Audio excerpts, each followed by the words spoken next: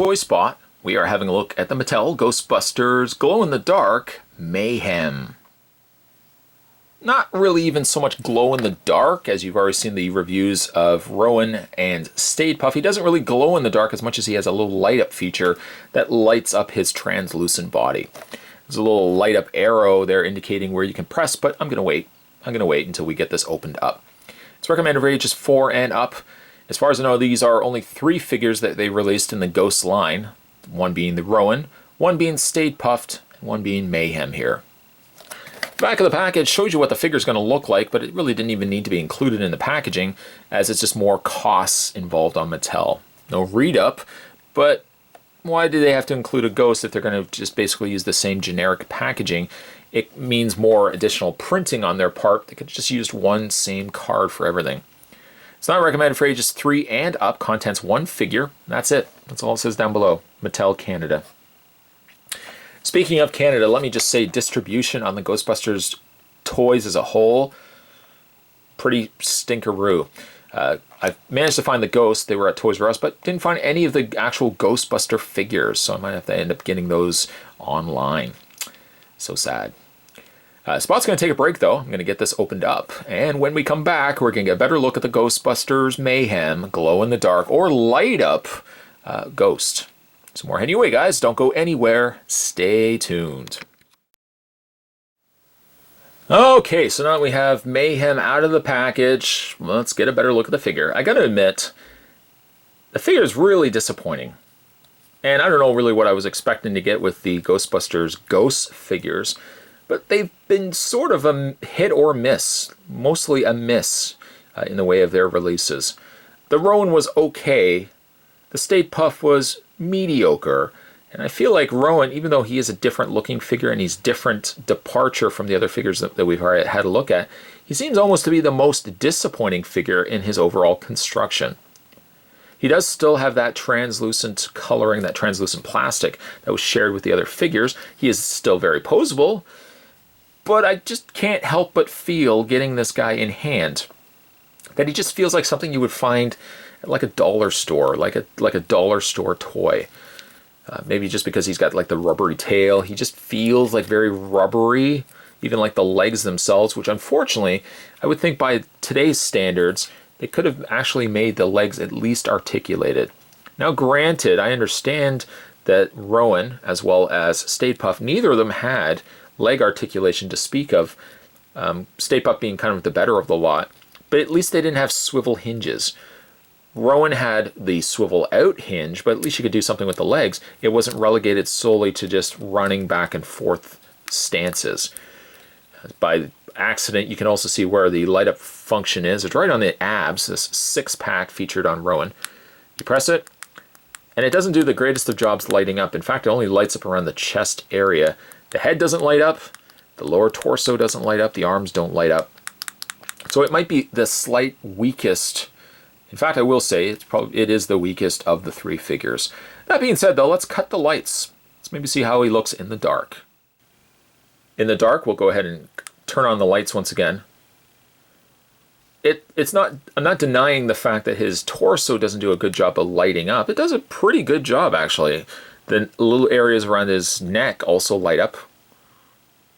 Doesn't really get to the crest area. It's only by sheer virtue that the crest is a translucent plastic that it lights up only by looking through it at the main light up feature in the chest. Chest does a pretty good job of lighting up. I'll give it that. Don't really feel like it's going to save the figure, though.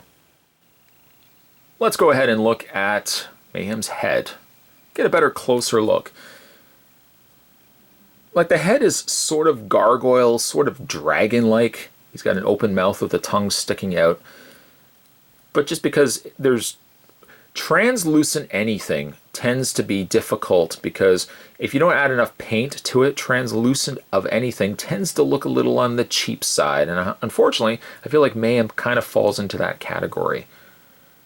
However, if he does actually appear in the movie, I don't know how he's going to be portrayed in the movie, but I feel like the figure really has not done a good service to maybe how he will look in the movie. Maybe in the movie he actually looks really good. On the back there's the battery compartment. He does have posable wings, which is something. The wings do move back. They're more of a solid, softer plastic, yes, but more solid, denser plastic, at least it's not translucent like his body is. The wings almost don't quite go with the rest of his body. I mean, the coloring on the wings seem to almost compete with the color. I would almost peg this color at iced tea. I would call this a nice iced tea brown. And I say nice, but the coloring looks a little off to me. He does have some posability.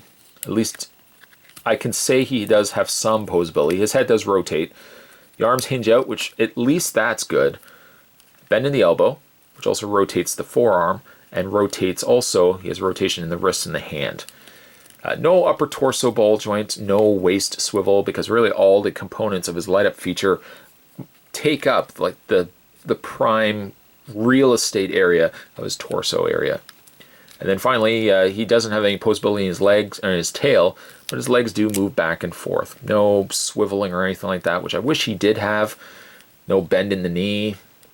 I mean, he does really feel like something that you would get at a dollar store.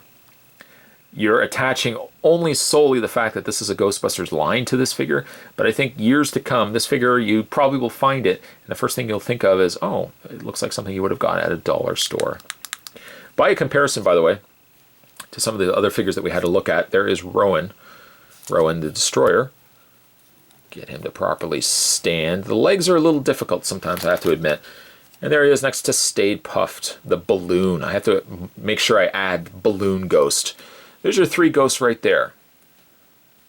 Admittingly so, the Rowan, I think might be the better of the three. The weakest, I would say, is this guy right here, the Mayhem. As a whole, the ghosts are okay, but I think honestly this particular line or extension of the Ghostbusters line is really a line that you can pass on. It's really a line you can pass on. Like the Stay Puft is not as interesting as I'd hoped he would be, at least even being from a Stay Puft standpoint. The Rowan is not bad. The Mayhem, though, is just disappointing. So unless you really want the Ghostbusters figures, I would say stick to the actual cast themselves and maybe stay away from the ghosts unless you really, really want Ghostbuster ghosts. Today's toy spot, slightly disappointing, I have to admit. We're looking today at the final figure from the Ghostbusters Ghosts line, and we're looking at Light Up Mayhem. Stay tuned, guys. Spot's going to have more videos heading your way. As always, thanks for watching, as you always do. See you next time.